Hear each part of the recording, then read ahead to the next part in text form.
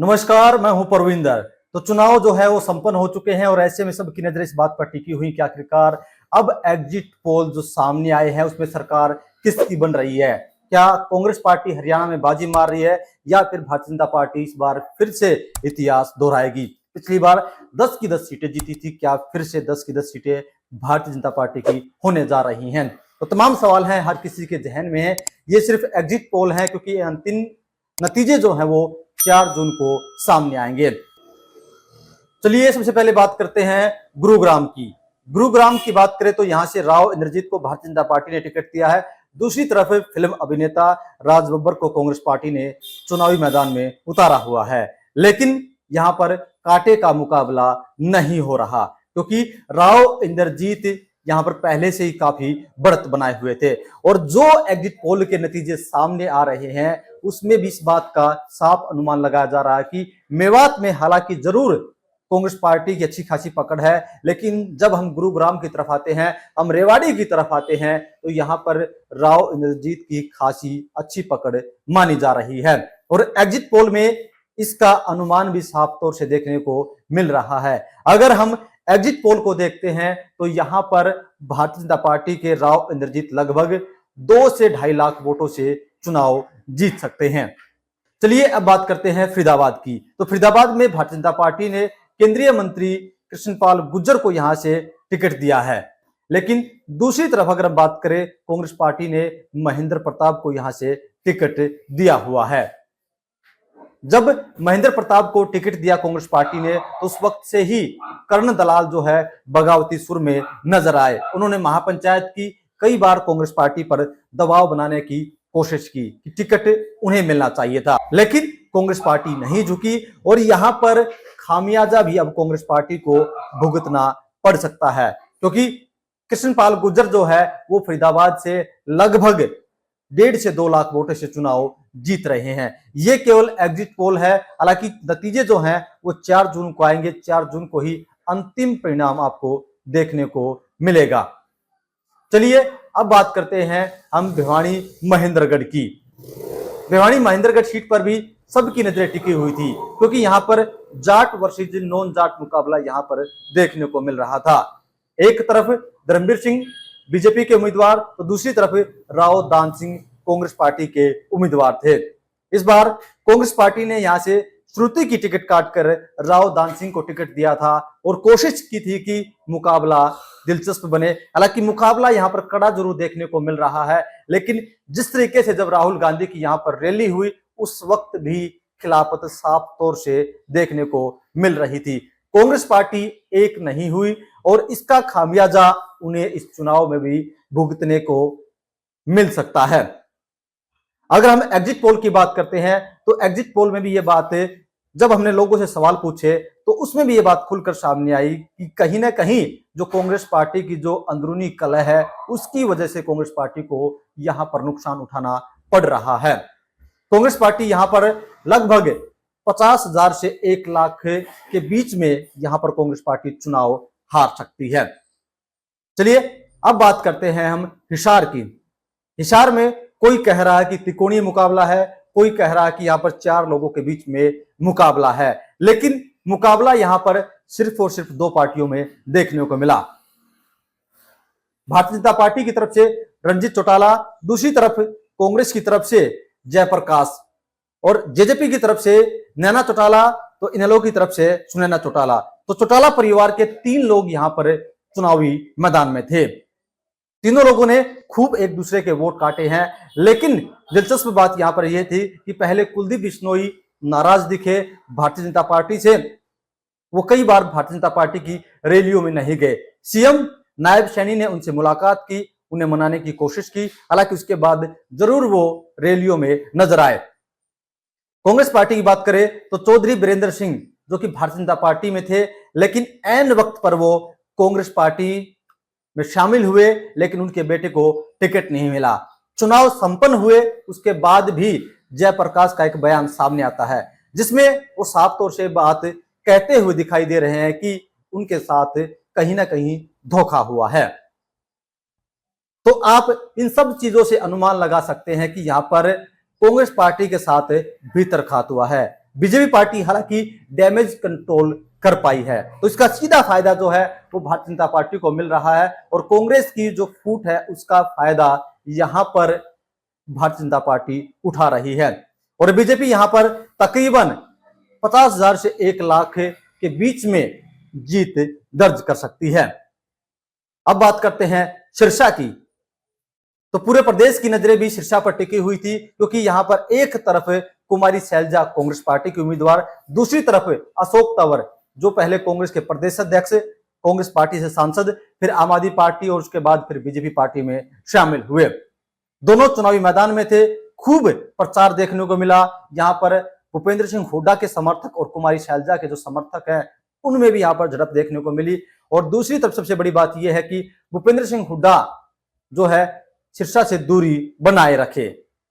एक बात यहां पर देखने को यह भी मिल रही है कि जो SKR गुट था, किरण चौधरी, कुमारी शैलजा और रणदीप सुरजेवाला, कहीं ना कहीं ये गुट एक तरफ था और भूपेंद्र सिंह हुड्डा जो है वो दूसरी तरफ थे। तो हुड्डा की कोशिश जरूर थी यहां पर कि कुछ खेल ना हो पाए, लेकिन एग्जिट पोल के जो नतीजे आ रहे हैं उसमें यह बात साफ तौर से देखने को मिल रही है कि यहां पर एक बड़ा खेल हुआ है, क्योंकि कुमारी शैलजा यहां पर बढ़त बनाती हुई दिख रही है। एग्जिट पोल में यह बात निकलकर सामने आ रही है कि कुमारी शैलजा यहां पर तकरीबन 1 से 1.5 लाख वोटों के अंतर से चुनाव जीत सकती है। चलिए अब बात करते हैं अंबाला की। तो अंबाला में भारतीय जनता पार्टी की तरफ से बंतो कटारिया चुनावी मैदान में है, दूसरी तरफ कांग्रेस पार्टी की तरफ से वरुण मोलाना चुनावी मैदान में है।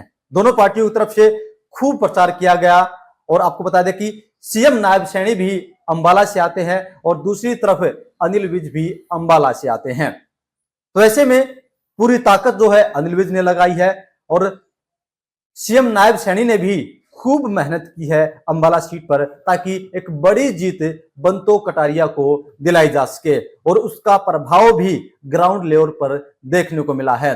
ग्राउंड लेवल की बात करें तो जब लोगों से यहां पर बात की गई तो जो कांग्रेस के मुद्दे थे उन पर भारतीय जनता पार्टी के मुद्दे हावी रहे और इसका फायदा अब भारतीय जनता पार्टी को चुनाव में मिल रहा है। तकरीबन 1.5 से 2 लाख वोटों से यहां पर भारतीय जनता पार्टी की जीत होती हुई दिख रही है। चलिए अब बात करते हैं कुरुक्षेत्र की। कुरुक्षेत्र में जरूर त्रिकोणीय मुकाबला बनाने की कोशिश की गई। यहां पर भारतीय जनता पार्टी ने कांग्रेस पार्टी से सांसद रहे नवीन जिंदल को चुनावी मैदान में उतारा। ऐन वक्त पर उन्हें भारतीय जनता पार्टी में शामिल करवाया गया, उसके बाद उन्हें टिकट दिया गया।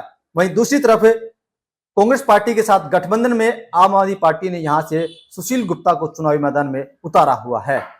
और IND की तरफ से बात करें, अभय सिंह चौटाला खुद मोर्चा संभाले हुए हैं। पहले अनुमान लगाया जा रहा था कि यहां पर आम आदमी पार्टी इस सीट को निकाल रही है, लेकिन एग्जिट पोल में चौंकाने वाले नतीजे सामने आए हैं। एग्जिट पोल में यह बात निकलकर देखने को मिल रही है कि यहां पर सीएम नायब सैनी खुद कुरुक्षेत्र से सांसद हैं, उनकी छवि जो है उसको देखते हुए यहां पर खूब वोट मिल रहे हैं, क्योंकि वो मिलनसार व्यक्ति हैं। 5 साल तक उन्होंने अपने क्षेत्र में काम करवाए हैं और इसका प्रभाव भी साफ तौर से इन चुनाव में देखने को मिल रहा है। यहां पर नवीन जिंदल 1 से 1.5 लाख वोटों के अंतर से चुनाव में जीत दर्ज कर सकते हैं। आपको फिर बता दें, ये केवल एग्जिट पोल है, अंतिम परिणाम 4 जून को सामने आएंगे। इसके बाद करनाल पर से सीएम मनोहर लाल, जो कि 9.5 साल तक हरियाणा के सीएम रहे, वो यहां से खुद चुनाव लड़ रहे हैं। दूसरी तरफ कांग्रेस पार्टी ने बुद्धि राजा को चुनावी मैदान में उतारा। पिछली बार भारतीय जनता पार्टी ने एक बड़ी जीत दर्ज जो है वो करनाल से की थी और इस बार के जो एग्जिट पोल के नतीजे सामने आ रहे हैं उसमें भी ये बात साफ तौर से देखने को मिल रही है कि यहां पर भारतीय जनता पार्टी का ग्राफ जरूर नीचे आया है, लेकिन कमजोर उम्मीदवार होने का फायदा इस बार मनोहर लाल को मिल रहा है। पूर्व सीएम ने हालांकि मेहनत जरूर की है, लेकिन पिछली बार जो बड़ी जीत यहां पर भारतीय जनता पार्टी ने दर्ज की थी, लेकिन उस जीत में इस बार गिरावट देखने को मिल रही है। तकरीबन 2.5 से 3 लाख वोटों से, या यूं कहें कि सबसे बड़ा मार्जिन जो है वो करनाल सीट पर इस बार देखने को मिल रहा है। तकरीबन 2.5 से 3 लाख वोटों से पूर्व सीएम मनोहर लाल करनाल से जीत दर्ज कर सकते हैं। चलिए अब बात करते हैं सोनीपत की, क्योंकि सोनीपत की सीट अब काफी सुर्खियों में बनी हुई है, क्योंकि जिस तरीके से वहां से ऑडियो वायरल हो रहे हैं उसके बाद हर कोई ये सोच रहा है कि क्या सोनीपत में उलटफेर होगा, क्योंकि पहले ये अनुमान लगाया जा रहा था कि भारतीय जनता पार्टी के मोहनलाल बड़ोली यहां पर चुनाव आसानी से जीत लेंगे और कांग्रेस पार्टी के सतपाल ब्रह्मचारी चुनाव हार जाएंगे, क्योंकि पिछली बार खुद पूर्व सीएम भूपेंद्र सिंह हुड्डा भी यहां से चुनाव हार गए थे। लेकिन जिस तरीके से गन्नौर की विधायक के पति का एक कथित ऑडियो सामने आया है जिसमें वो कांग्रेस पार्टी की मदद कर रहे हैं, दूसरी तरफ जो यहाँ के मौजूदा एमपी हैं वो भी कहीं ना कहीं अंदर खाने कांग्रेस पार्टी की मदद करने की खबरें भी निकलकर सामने आ रही हैं। खुद भारतीय जनता पार्टी के उम्मीदवार मोहनलाल बड़ोली ने एक वीडियो भी जारी किया जिसमें उन्होंने कहा है कि उनके साथ भीतरघात हुआ है, उनका समर्थकों ने पूरी तरीके से साथ नहीं दिया है। उसके बाद से लोगों की दिलचस्पी सोनीपत सीट पर बढ़ गई है, क्योंकि पहले यहां पर अनुमान लगाया जा रहा था कि भारतीय जनता पार्टी यहां पर तकरीबन 1.5 से 2 लाख वोटों के अंतर से चुनाव जीत जाएगी। लेकिन जिस तरीके से ग्राउंड लेवल पर एक माहौल तैयार किया गया कि यहां पर कांग्रेस पार्टी के उम्मीदवार को जिताया जाए, उसके बाद जरूर यहां पर एक अच्छा खासा मुकाबला देखने को मिल रहा है। और अनुमान यहां पर यह लगाया जा रहा है इसके बाद भी कि तकरीबन 20,000 से लेकर 50,000 के अंतर से मोहनलाल बड़ोली इस सीट को जीत सकते हैं। चलिए अब बात करते हैं रोहतक की, हरियाणा की सबसे बड़ी हॉट सीट, जहां पर हुड्डा का गढ़, हुड्डा की साख दांव पर लगी है। 2 बार के सीएम भूपेंद्र सिंह हुड्डा, उनके बेटे दीपेंद्र हुड्डा चुनाव लड़ रहे हैं। वहीं भारतीय जनता पार्टी ने अरविंद शर्मा को चुनावी मैदान में उतारा हुआ है। पिछली बार 7,500 वोटों से पटकनी दी थी अरविंद शर्मा ने दीपेंद्र हुड्डा को। इस बार काफी मेहनत की है दीपेंद्र हुड्डा ने इस चुनाव को जीतने के लिए। राज्यसभा के सांसद भी बने हुए हैं, लेकिन उसके बावजूद भी उन्होंने लोकसभा के चुनावी मैदान में उतरे और यहां से जीत दर्ज करने के लिए उन्होंने पूरी मेहनत की। उनके कार्यकर्ता दिन रात मेहनत करते रहे, लेकिन क्या उनकी मेहनत धरातल पर नजर आई? क्या अरविंद शर्मा उनसे आगे हैं या अरविंद शर्मा पिछड़ गए हैं?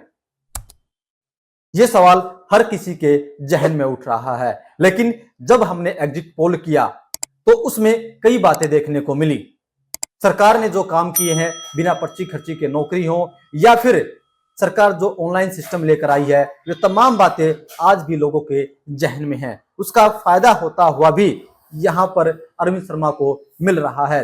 लेकिन जब हम पूरा एग्जिट पोल निकालते हैं तो उसमें कहीं ना कहीं दीपेंद्र हुड्डा बढ़त बनाए हुए हैं। दीपेंद्र हुड्डा तकरीबन 20,000 से 50,000 वोटों के अंतर से चुनाव रोहतक सीट पर जीत सकते हैं।